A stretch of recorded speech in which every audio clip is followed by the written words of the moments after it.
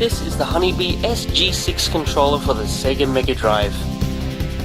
Out of all the third-party controllers for the SEGA Mega Drive, I find this to be one of the more common ones out there, but much less commonly found on a very dirty carpet like mine. I need to clean my floor. This isn't my first Honeybee SG-6 controller. I got one back in 2006 when I got a Mega Drive 2 for Christmas, and that controller worked really well. Now, despite its plasticky look, it is rather comfortable in my hands.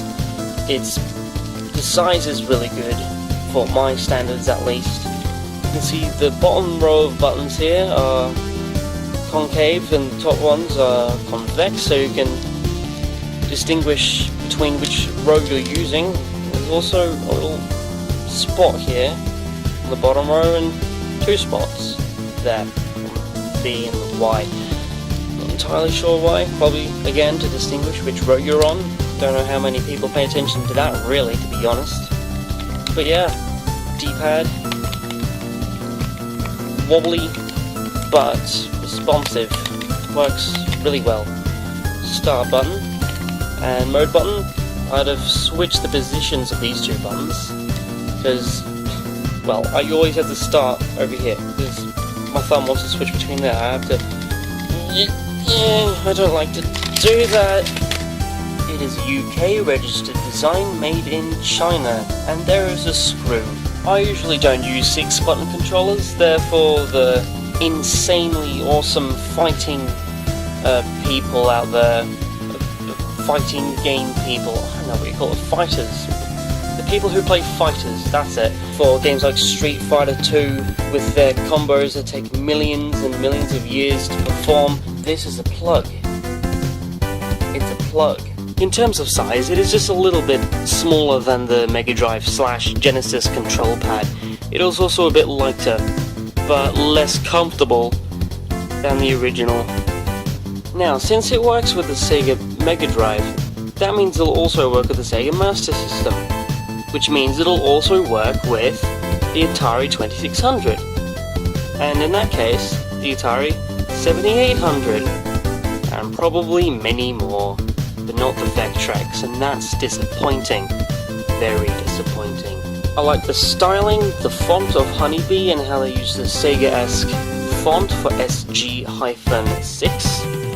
The start and mode buttons are a nice vibrant red. The D-pad and face buttons, all 6 of them, are a distinguishable grey.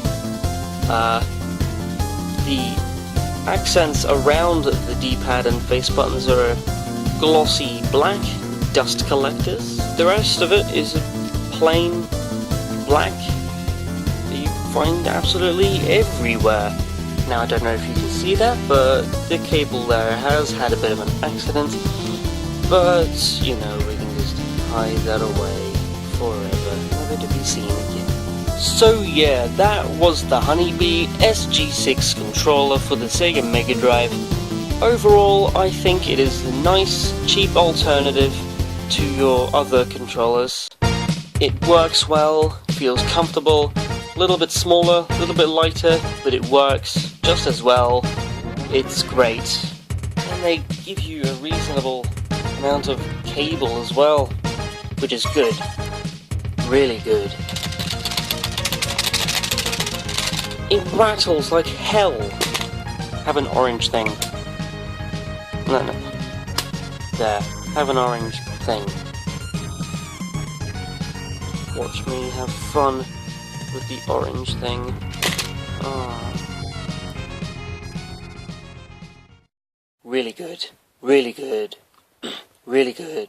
Really good. And now it is wearing a hat.